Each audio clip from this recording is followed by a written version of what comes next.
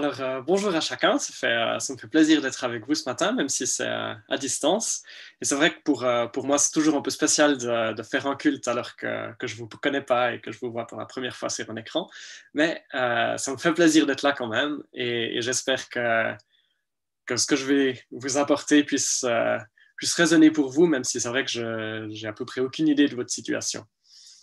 Euh, c'est vrai, comme Jean-René l'a dit, on a un parcours assez similaire. Je crois qu'on a appris à se connaître à travers les groupes bibliques des écoles et des universités, où on était les deux, où on a été les deux bien engagés. Je pense qu'on a les deux, en tout cas pour moi, c'était vraiment des années formatrices à vraiment une invitation en fait à me plonger vraiment dans l'écriture, dans la Bible, pour essayer de chercher ce que Dieu voulait nous dire en tant qu'Église, en tant que personne aussi, euh, à nous dans notre société aujourd'hui et dans chacune de nos circonstances particulières. Et le message que j'avais envie de vous amener ce matin, il est vraiment basé sur le fait d'essayer de réfléchir un petit peu à ce qu'on vit dans cette année qui est tellement particulière, en me rendant compte que déjà lors de la première vague où les cultes se sont arrêtés, beaucoup d'églises ont passé à faire des cultes sur Zoom et j'ai pas arrêté d'entendre autour de moi par des amis euh, de dire en fait finalement on apprécie bien cette période, c'est quelque chose de plus facile de faire les cultes à la maison. Si vous avez des enfants, vous pouvez aussi gérer les horaires différemment, regarder le culte plus tard, etc. Enfin, il y a plein de choses très chouettes. Vous pouvez vivre une louange avec des groupes professionnels qui sont probablement meilleurs que ceux que vous avez dans votre église ou ceux qu'on a nous dans notre église. Et vous pouvez entendre des messages de prédicateurs extrêmement doués, très profonds. Bref, il y a une offre incroyable sur Internet de choses de très bonne qualité. Et j'ai vraiment pas arrêté d'entendre autour de moi, finalement, on apprécie en fait assez bien, au point que certains se demandaient, finalement, à quoi ça sert de se rencontrer en église. Et pour moi, ça a vraiment démarré cette réflexion de dire à quoi sert l'église. Pourquoi est-ce qu'on va se retrouver, faire cet effort d'être tous les dimanches ensemble, de se retrouver et de se mettre ensemble pour écouter la parole de Dieu. Alors, forcément, c'est un sujet très très vaste et il y aurait énormément à dire. Je vais juste pouvoir faire une petite parenthèse là au milieu. Mais Jean-René me disait que vous avez traité du thème de la communauté un peu sur toute cette année. Donc, j'espère que ça peut s'inscrire un petit peu dans cette continuité-là. Le texte que j'avais envie de partager avec vous ce matin, c'est un texte d'Éphésiens 4. Et je vais lire le texte plus tard. Je vais commencer, avant de le lire, de faire une petite introduction de pourquoi j'ai choisi ce texte et essayer de donner juste le cadre dans lequel ce texte se trouve. Peut-être un de nos défauts en tant qu'évangélique, c'est qu'on a facilement tendance à lire le texte de manière un peu atomistique, de prendre des petits versets par-ci par-là et de méditer sur un ou deux versets, mais un peu d'oublier la globalité d'où ces textes se trouvent, le contexte de manière globale. Alors j'ai juste envie d'essayer de poser ça en 2-3 minutes sur la lettre d'Éphésiens. Si vous la connaissez un tout petit peu, vous savez probablement qu'Éphésiens est séparé en deux grandes parties, 3 chapitres qui sont plus théoriques si vous voulez, et 3 chapitres beaucoup plus concrets. Et dans les 3 premiers chapitres plus théoriques, Paul va énormément parler de l'œuvre de Christ. Qu'est-ce qu'on est en Christ et qu'est-ce que Christ a accompli. Et cette lettre aux Éphésiens est une des lettres où Paul va souligner très fortement le fait que l'œuvre de Christ va bien au-delà du simple pardon de nos péchés. Alors c'est tout à fait une partie importante, mais dans la lettre aux Éphésiens, Paul va vraiment souligner que l'œuvre de Christ est en fait un renouvellement de toute la création. Il y a un aspect, on pourrait dire, cosmique à ce que Christ fait. Ce n'est pas juste qu'il transforme la relation de nous avec Dieu, de Dieu avec nous, mais c'est que en Christ, parce que Christ a accompli, l'univers entier, les choses visibles comme les choses invisibles, se trouve réorganisé. Dans cette première partie d'Éphésiens, Paul va aussi parler de l'Église et va utiliser plusieurs métaphores pour parler de l'Église. il parle du temple, il parle d'une nouvelle famille, d'une famille multiethnique qui regroupe des juifs, des non-juifs, etc. Mais dans ce cadre de Christ qui renouvelle toute la création, il va donner aussi un rôle quasi cosmique à l'Église. Il dit au chapitre 3, verset 10, Paul va dire que les puissances et les autorités connaissent la sagesse de Dieu à travers l'Église, par l'Église. Autrement dit, il y a certains aspects de qui est Dieu, de quelle est sa sagesse, qui resteront inconnus à jamais, à moins que vous et moi, que son Église les manifeste. Et ça, je pense que c'est probablement une réalité ou un aspect du message de Paul dont on est très peu conscient aujourd'hui. Que pour Paul, dans sa théologie, l'Église a une place incroyable dans le plan du salut, dans le fait que l'Église va révéler certaines profondeurs de la sagesse de Dieu qui ne peuvent pas être manifestées autrement que par l'Église. Alors on peut se poser la question, comment est-ce que c'est possible ? C'est en fin de compte une affirmation assez extraordinaire. Alors comment est-ce que c'est possible ? Comment est-ce que l'Église fait ça ?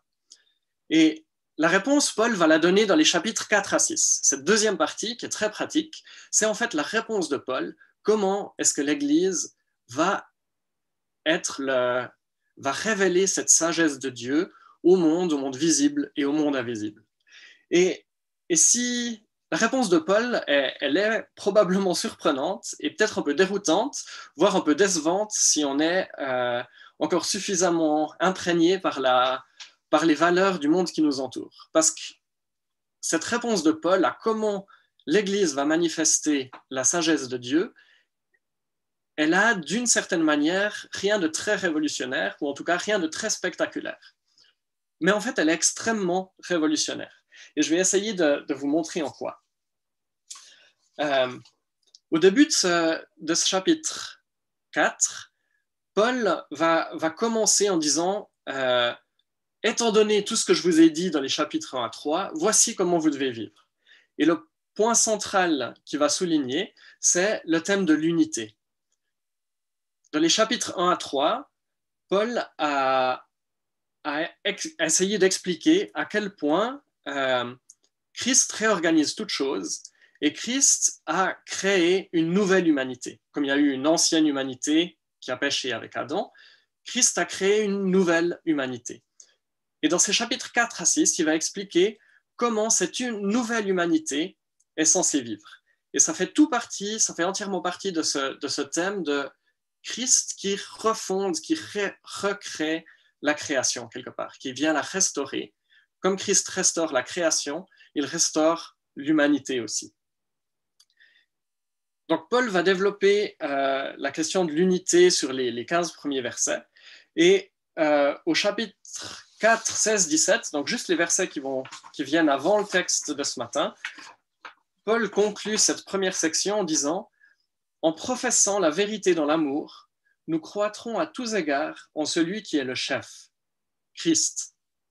C'est de lui, et grâce à tous les liens de son insistance, que tout le corps, bien coordonné et formant un solide assemblage, tire son accroissement selon la force qui convient à chacune de ses parties et s'édifie lui-même dans l'amour. » Alors ça, c'est l'introduction à ces versets que j'aimerais un tout petit peu développer ce matin. Pourquoi je vous lis ces deux versets en plus ? Parce qu'il y a un élément absolument central qui apparaît dans ces deux versets, plusieurs éléments, disons, mais l'élément central que j'aimerais souligner ici, c'est que Paul parle de la croissance de l'Église. Paul parle de la croissance de la communauté. C'est toute la communauté, tout le corps qui grandit et qui se fortifie. Alors, je vais lire le texte maintenant et je vous invite vraiment à écouter ce texte, à entendre ce texte comme étant un texte qui s'adresse à l'Église dans son ensemble, plus qu'à chaque personne individuellement là où elle est. Cet aspect-là est vraiment présent aussi, mais Paul n'est pas premièrement en train de dire « Voici comment vous, chaque chrétien individuellement, vous êtes appelés à grandir en Christ », mais voici comment vous, en tant qu'Église, en tant que corps, êtes appelés à vous développer et à grandir dans la maturité. Alors, si vous avez une Bible, je vous encourage à l'ouvrir au chapitre 4 d'Éphésiens, et je vais lire le texte d'Éphésiens 4, 17 à 5, verset 2. Voici donc ce que je dis et ce que j'atteste dans le Seigneur. C'est que vous ne devez plus vous comporter comme les gens des nations se comportent, dans la futilité de leur jugement. Ils ont l'intelligence obscurcie. Ils sont étrangers à la vie de Dieu à cause de l'ignorance qui est en eux, parce que leur cœur est obtus. Ayant perdu tout sens moral, ils se sont livrés à la débauche pour commettre avec avidité toutes sortes d'impuretés. Mais vous, ce n'est pas ainsi que vous avez appris le Christ, si du moins c'est bien lui que vous avez entendu, et si c'est en lui que vous avez été instruits conformément à la vérité qui est en Jésus. Il s'agit de vous défaire de l'homme ancien qui correspond à votre conduite passée et qui périt sous l'effet des désirs trompeurs, d'être renouvelé par l'esprit dans votre intelligence et de revêtir l'homme nouveau qui a été créé selon Dieu dans la justice et la sainteté que produit la vérité. Rejetez donc le mensonge et que chacun de vous parle avec vérité à son prochain, car nous faisons partie les uns des autres. Si vous vous mettez en colère, ne péchez pas, que le soleil ne se couche pas sur votre irritation. Ne laissez pas de place au diable. Que le voleur ne vole plus, qu'il se donne plutôt de la peine à travailler honnêtement de ses propres mains, pour avoir de quoi donner à celui qui est dans le besoin. Qu'il ne sorte de votre bouche aucune parole malsaine, mais, s'il y a besoin, une bonne parole, qui soit constructive et communique une grâce à ceux qui l'entendent. N'attristez pas l'Esprit Saint de Dieu, par lequel vous avez été scellés pour le jour de la rédemption. Que toute amertume, animosité, colère, clameur, calomnie, ainsi que toute malfaisance, soit enlevée du milieu de vous. Soyez bons les uns envers les autres, pleins d'une tendre bienveillance. Faites-vous grâce, comme Dieu vous a fait grâce dans le Christ. Imitez donc Dieu comme des enfants bien-aimés, et vivez dans l'amour, tout comme le Christ aussi nous a aimés, et s'est livré lui-même à Dieu, pour nous, en offrande et en sacrifice, comme un parfum de bonne odeur.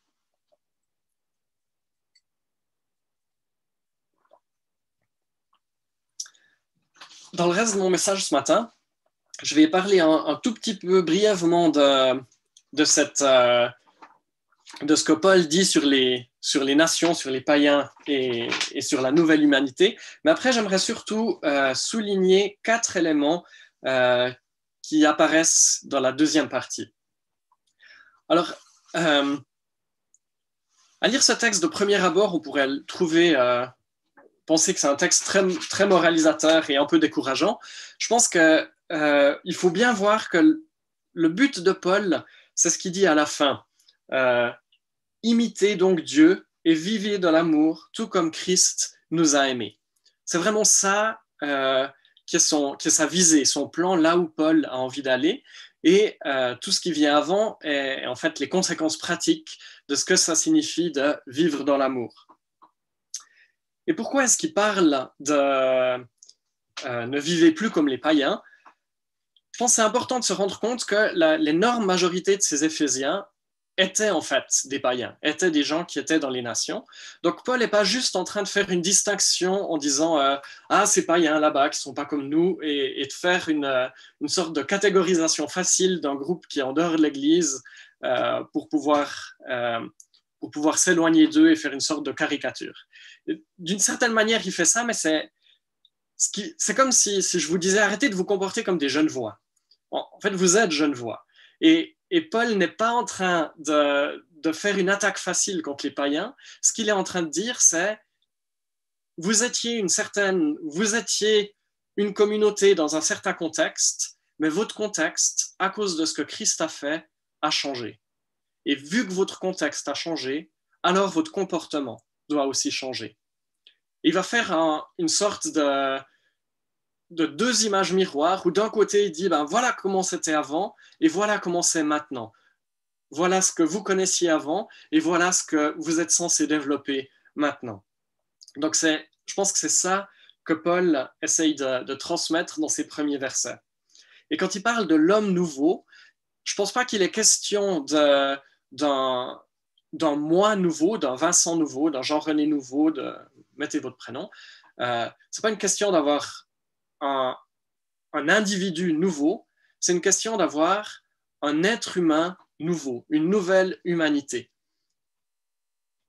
Paul est vraiment en train de souligner, vous viviez avant selon une nature qui n'était pas en lien, en adéquation avec Dieu.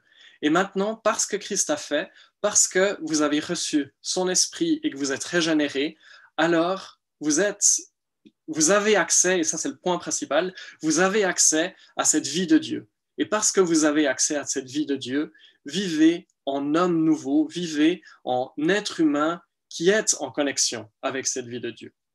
Alors qu'est-ce que ça signifie pratiquement? Alors il y a 4 points que j'aimerais souligner puis développer un tout petit peu plus.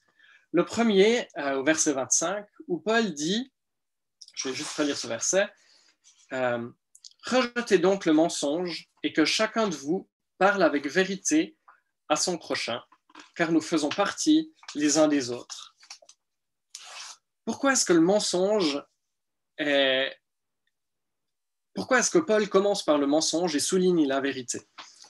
À mon avis, parce que le mensonge est probablement une des choses qui détruit le plus la communauté. Le mensonge est toujours, ou en tout cas presque toujours, un désir de gérer l'image qu'on donne de soi. Si je mens, c'est en général que j'essaye de projeter une image de quelque chose que je ne suis pas ou pas vraiment, mais que j'aimerais bien que les autres pensent que je suis, pour que les gens aient une interaction avec cette image plutôt qu'avec moi. Mais si je commence à faire ça, et si on fait tous ça, ce que ça signifie, c'est que les relations, elles sont plus entre personnes réelles, elles sont entre images qu'on essaye d'interposer. En gros, c'est plus que de l'hypocrisie. On n'a plus accès à une réelle communion. À partir du moment où on accepte de faire de la gestion d'images pour sauvegarder certaines parties, ça détruit la communion parce qu'on n'est plus des personnes réelles qui rencontrent d'autres personnes réelles. On est un petit écran de fumée qu'on essaye de garder devant nous. Le mensonge, c'est en fin de compte nos petites feuilles de figuier qu'on secoue nous-mêmes pour essayer de se cacher les uns des autres. Alors, il y a énormément de danger à ça. Il y a le danger qu'on brise la communion. Il y a aussi le danger qu'en fin de compte, on finisse par croire nous-mêmes aux mensonges qu'on projette face aux autres. Si je commence de mentir aux autres en essayant de projeter une image que je ne suis pas, je peux finir par croire qu'en fin de compte, je suis cette image. Et même plus voir les choses qui auraient besoin d'être transformées en moi. Et à partir du moment où il y a ça qui se passe, alors toute progression spirituelle, toute transformation de mon caractère devient quasiment impossible parce que je suis même plus prêt à voir là où j'ai des erreurs, à voir là où mon caractère a besoin d'être transformé. Donc le mensonge est vraiment quelque chose qui, de un, brise les relations réelles, et de deux, quelque part tue dans l'œuf la possibilité de la croissance spirituelle, parce que ce qui devrait être transformé, ce qui devrait être modifié, ne peut plus, on ne donne plus aux autres le droit, l'accès de pouvoir mettre le doigt là où ça fait mal et pouvoir dire mais ici, j'ai encore besoin d'être régénéré. Ici, j'ai besoin d'être touché par la grâce pour pouvoir être transformé. Et je pense que c'est pour cela que Paul commence par le mensonge. Et il continue ensuite en parlant de la colère. Et ici, les traductions ont vraiment, je pense que notre culture ici, le texte biblique, disons, rentre vraiment en contradiction complète avec notre culture et peut-être encore plus avec la culture des milieux d'église. Dans la traduction que j'ai prise ici, c'est si vous vous mettez en colère, ne péchez pas. En fin de compte, il y a extrêmement, disons, il y a quasi aucune base pour traduire le texte de cette manière. Ce que le texte dit vraiment, de manière littérale, et c'est à peu près impossible de le traduire autrement, de dire, le texte dit « mettez-vous en colère et ne péchez pas ». C'est vraiment un impératif. Paul donne un ordre à l'Église « mettez-vous en colère et ne péchez pas ». Alors, beaucoup de traductions sont un peu mal à l'aise avec ça et essayent de mettre un si ou bien quand, etc. Mais le texte donne vraiment un ordre de se mettre en colère. Alors, si on prend ça sérieusement, qu'est-ce que Paul veut dire par là? À mon avis, Paul commande la colère parce qu'il se rend bien compte qu'une communauté qui cherche à vivre selon les règles du royaume de Dieu, étant donné que chacun de nous, on n'est pas encore parfait, il y aura forcément plein de moments où, malgré notre désir de représenter le royaume de Dieu, on va vivre d'une manière qui n'est pas conforme à ce royaume de Dieu. Et Paul va dire, lorsqu'il y a une injustice, lorsqu'il y a dans la communauté quelque chose qui ne se passe pas selon la volonté de Dieu, alors c'est important de vous mettre en colère et de régler ça. Ça signifie que la colère fait partie de cette humanité nouvelle que Dieu a créée, que c'est une force pour restaurer ce qui est juste. Et ça, je pense qu'on le voit dans les évangiles, où Jésus se met en colère contre les pharisiens à plusieurs reprises. Il y a l'image de Jésus dans le temple en particulier, mais il y aurait d'autres exemples qu'on peut prendre, la colère des prophètes dans l'Ancien Testament. Par contre, cette colère a une limite. Mettez-vous en colère, mais ne péchez pas, et ne péchez pas. C'est-à-dire que la colère, ça reste une partie, et même une partie nécessaire de la vie d'Église. Par contre, cette colère ne peut pas être due à l'irritation. Ça peut pas être, je ne peux pas me mettre en colère juste parce que je suis blessé, et ça ne peut pas être une manière de défendre mes intérêts propres. Par contre, la colère vécue de manière juste permet le rétablissement, ou permet, disons, de régler certaines choses, certains problèmes dans l'Église, et permet de tendre ensemble là où Dieu nous appelle. Et ici, le verset qui suit, où Paul dit ne donnez pas de place au diable, à nouveau, je pense qu'on doit vraiment comprendre ce verset dans le sens communautaire. Pendant des années, la seule interprétation que j'ai entendue de ce verset, c'est que la colère vous donne à l'ennemi une sorte de droit spirituel sur la personne qui se met en colère et qui garde sa colère jusqu'au lendemain. Je ne pense pas que c'est ça que Paul est en train de dire ici. Il n'est pas en train de parler du fait que si vous vous mettez en colère, vous donnez une place à Satan dans votre propre cœur. Ce qu'il dit, c'est que si vous gardez votre colère jusqu'au lendemain et que du coup ça part au niveau de la rancune, etc., alors vous allez donner une place au diable au sein de votre Église. Et si vous ne vous mettez pas en colère pour régler les choses qui devraient être réglées, vous donnez aussi au diable une place dans votre Église. Donc, quand Paul dit « ne laissez pas de place au diable », je pense vraiment que cette place dont il parle, c'est une place au sein de la communauté. Mettez-vous en colère pour régler les choses qui doivent être réglées.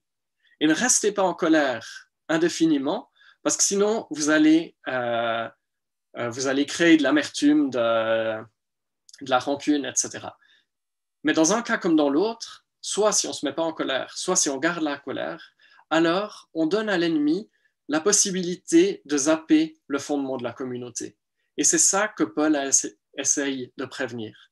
Réglez les choses qui ont besoin d'être réglées au milieu de vous, mais ne le faites pas d'une manière qui attise l'irritation.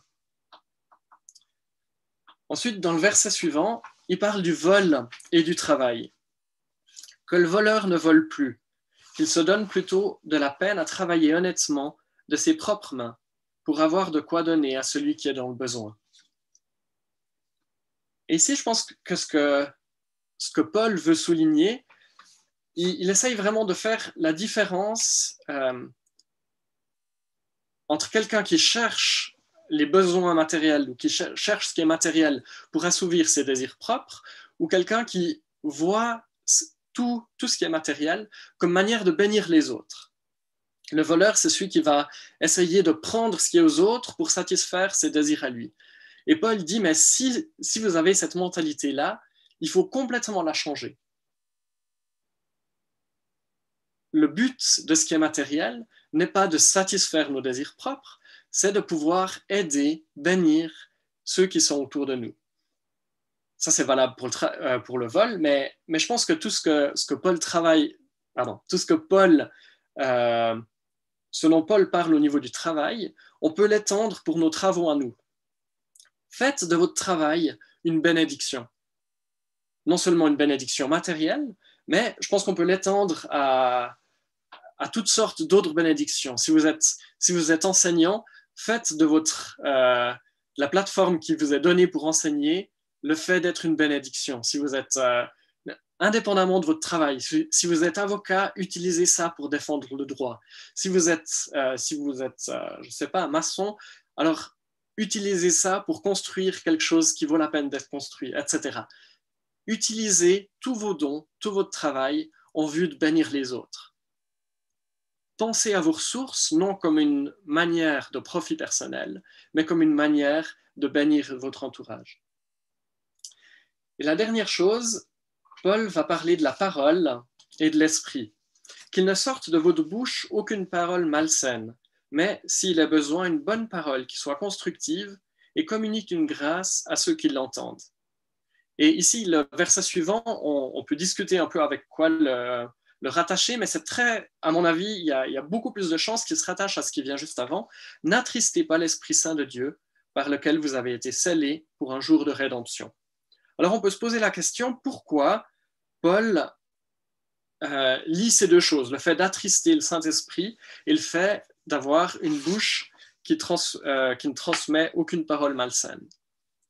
Et à nouveau, à mon avis, la raison, c'est simplement que dans toute la pensée biblique, la parole est quelque chose qui a une valeur énorme. Si vous pensez au tout début de la Bible, à la Genèse, les deux choses à quoi servent la parole de Dieu sont la création et la bénédiction. Dieu crée par sa parole et Dieu vient ensuite bénir tous les êtres vivants, tous les animaux, mais aussi l'être humain. Et je pense que dans la pensée biblique, nous sommes appelés en tant qu'enfants de Dieu à calquer l'usage de notre parole sur l'usage que Dieu lui-même en fait. Du coup, toute personne qui utilise sa parole d'une manière malsaine ou qui utilise sa parole pour détruire va à l'exact opposé du plan de Dieu pour la parole. Comme la parole de Dieu est une parole créatrice, c'est une parole qui donne la vie, Dieu s'attend à ce que ses enfants aient des paroles qui soient des paroles de vie et des paroles qui soient des paroles créatrices, des paroles qui amènent l'encouragement, qui amènent la consolation, qui amènent le réconfort là où c'est nécessaire. Des paroles qui sont créatrices dans le sens d'avoir des paroles qui ouvrent des chemins nouveaux, qui permettent de débloquer des situations, qui permettent d'ouvrir des portes là où on a l'impression d'être dans un cul-de-sac, etc. Et mon interpellation pour chacun de nous ce matin, c'est est-ce que nos églises sont réellement des endroits où la parole peut être une parole qui est peut-être incisive, qui est peut-être tranchante, mais une parole qui ouvre à la vie? Ou bien est-ce qu'on est tellement à vouloir faire de nos églises un endroit où tout le monde se sent à l'aise et où on est gentil, etc., que finalement on est plus les champions du monde du small talk plutôt que des gens qui peuvent parler vrai et aider les autres à grandir et se développer dans leur... pouvoir se développer et avoir vraiment une sorte d'éclosion de la vie par nos paroles. Alors, c'est ces 4 éléments de réflexion que j'avais envie de vous amener ce matin. Soyons une communauté qui apporte, qui vit dans la vérité et où on peut avoir des relations vraies. Soyons une communauté où la colère est possible, mais uniquement dans certaines limites qui permettent justement le fait de traiter, de régler ce qui a besoin d'être réglé pour pouvoir continuer d'avancer. Soyons une communauté qui cherche à bénir les gens qui sont autour de nous et soyons une communauté dans laquelle les paroles sont des paroles vraies et des paroles de vie. Voilà, c'était tout pour mon message de ce matin. Je vous invite à continuer de lire ce texte et à le méditer, il est magnifique.